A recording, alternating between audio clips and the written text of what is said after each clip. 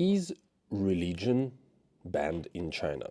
Is it true that all the religious people and religious organizations are oppressed and persecuted here in China? Hey guys, welcome back to my channel, and if you're new here, my name is Max and I'm a Russian guy who lives in China for the last 5 years already, and here I talk about my life in China, about this amazing country, culture and Chinese language.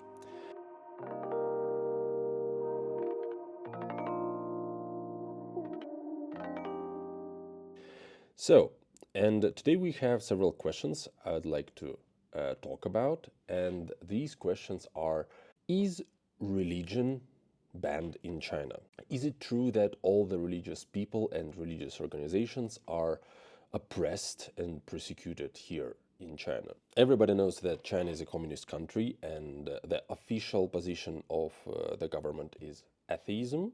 And when the Communist Party came to power in 1949, they restricted the activity of many religious organizations and many religious people.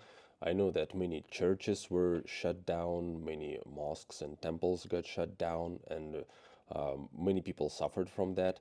But is it like this now? Does Chinese government still shut down churches and imprison people due to their religious belief or other ideological reasons? And before answering this question, let me share with you my own personal story, how I kind of experienced this topic myself while living here in China. Oh, and also let me specify, I'm not against religion in any means. I'm a religious person myself. I'm an Orthodox Christian, so yeah, and but I'm always curious about other religions, like Islam, Buddhism, and so on, so on. In Russia, all these religions they coexist, and even when we have different religious celebrations, we just celebrate all of them.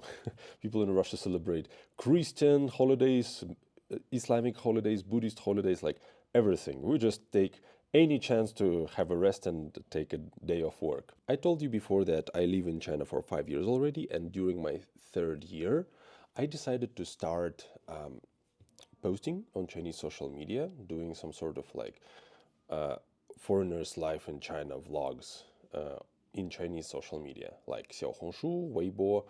All the posts, they immediately got some attention. They got many views, likes, comments.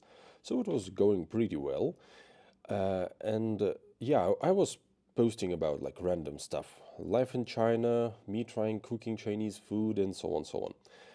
And at that time, I visited one huge temple here in Kunming, and I was very impressed. I'm actually quite interested in Buddhism and learning more about Buddhism. So I decided to make a post about it. I put some pictures of this Buddhist temple, and I wrote, "Oh, I really want to know more about this interesting religion," and put hashtags like Buddhism and religion, and clicked post. So 1 hour passed, 2 hours passed, and the number of views was at 0. And that was surprising because all the posts that I did before, they got some attention immediately. So I decided, okay, let's just wait. And then 1 day passed, 2 days, 3 days passed, and still the number of views on exactly that post was 0. So I thought that's kind of weird, and I asked my Chinese friends to go to my page and check out that post. They went to my page and they told me, "Max, we cannot see that post." And I took their phone, and really, on my phone, in my account, I could clearly see that post. On their phones, I could not. So, and at that moment, I realized that my post got censored, and probably the police is on their way to my apartment. Of course, police didn't arrive to my apartment, and nobody actually contacted me about that post because, the rumors say that if you say something forbidden here in China, some people from the government may contact you on WeChat or by some other means and may have a private conversation with you. No, nothing like this happened. The only thing is that that post still holds 0 views until this day. But it made me curious to dig a little bit deeper into this topic and to understand what is really going on here. And the results were quite interesting.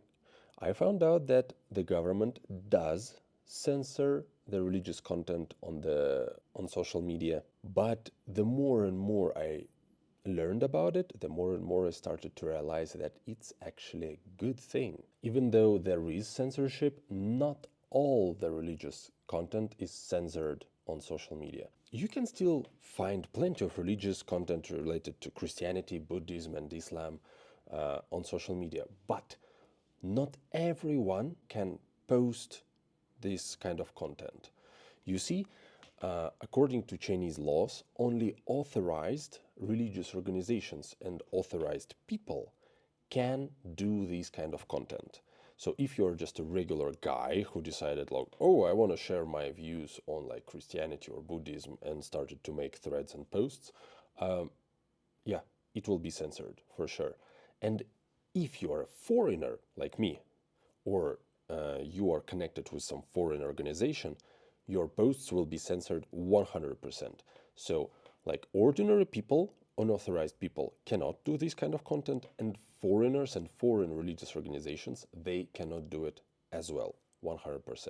Why is it so? Well, I think you understand that the religious teachings are a very, very powerful thing that can affect people's way of thinking, people's way of life in a, like very dramatic ways. And I think you all heard about these different cults started in different countries where the founders of the cults, they used religious teachings in some sort of a twisted way to make their followers transfer all their money to the founder's bank account or transfer the property rights to the founder of this cult.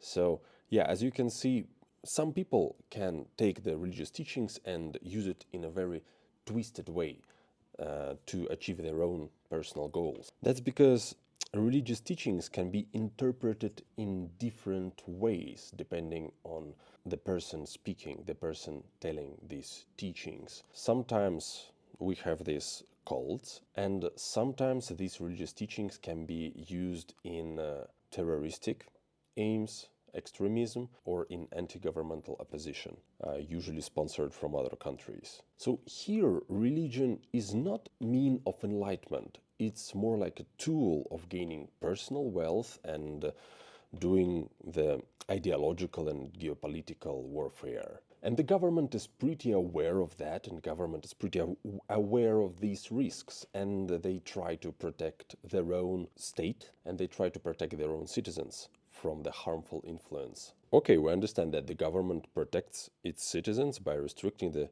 religious content in social media. And then let's talk about an experience that a religious person has while living in China.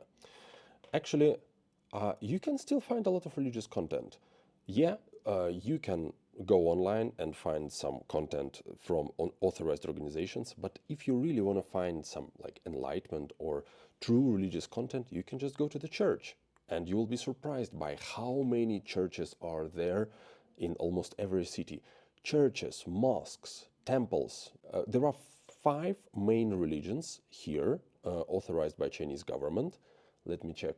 Yeah, the first one, Buddhist Association of China, Chinese Catholic Patriotic Association, Chinese Taoist Association, Islamic Association of China, and 3 Self-Patriotic Movement. That's Protestantism. But you see, actually, even smaller religious groups, they can still find their ways of existing in China because, you know, in China has so many different minorities living here, like 50-something minorities. And actually they all have their small beliefs, and these beliefs are not banned. They are actually quite well preserved here because the government tries to keep the tradition and keep the small minorities' cultures alive. For example, there is a sea goddess called Mazu in the south of China, I suppose. Originally, it was not a part of any religion, but slowly it was implemented in Buddhism and Taoism, and it became a part of this religion. But it is still deeply rooted with local minority mythology and culture. So these smaller religions are actually protected. Here, nobody bans or prevents people from worshipping their own gods or following some certain religion. But if you want some religious contents, you go to the church. And also many people said on the internet that you cannot buy Bible here in China because when they go to online shops like Taobao, JD, and so on, if you type Bible or Quran, it will show you, sorry, there are no items matching your search. So, and many people say, wow, you cannot buy these religious books. How come? How can you be a religious person without it? But actually, you can buy them, but you can buy them in the church or in the mosque. You should not go online to try to buy them there because, very often it is hard to check the shop. It is hard to check the source where this book came from. And it is hard to understand if the text in this book that you bought online is absolutely 100% correct and the same as the regular Bible or Quran that people read in churches. So for the most right and authentic book, you should just go to the religious organization in your neighborhood and buy it from there. And I think that makes perfect sense. I will bring one example from Russia, actually. Because in Russia, internet is like a lot less strict and a lot less censored than in China. I want to talk with you about one case that happened in Russia some time ago, and it actually went pretty viral because it led a lot of people angry about all these like small esoteric cults and twisted religious teachings. So basically there was a blogger and he had a pretty big following on social media. He started some sort of esoterical club where he taught how to live a happy, healthy and enlightened life through raw food dieting and starvation, and also something about like consuming energy from the sun or something, I don't know. And this blogger had a toddler son. The thing is that he decided that he wants to make a superhuman being out of his toddler son, and he decided to apply all his practices to his baby. And as a result, his baby died because of starvation and lack of vital nutrients. Of course, after that, the government arrested him. But you see, he had like pretty big following according to Russian standards. Like 50,000 people followed him on social media. And I know maybe in other countries that's not much, but in Russia, that's a lot. You see, even after he got arrested and his son died because of his practices, a lot of the people, a lot of his followers, they kept supporting him. They kept saying that, oh, you were always right, that's like some misunderstanding, oh, that's probably a setup. And his wife caught up this narrative and started to say that, yes, that was a setup from the government because the government thinks that his teachings threat the like governmental institutions, so they decided to get rid of him, and so that's all a setup.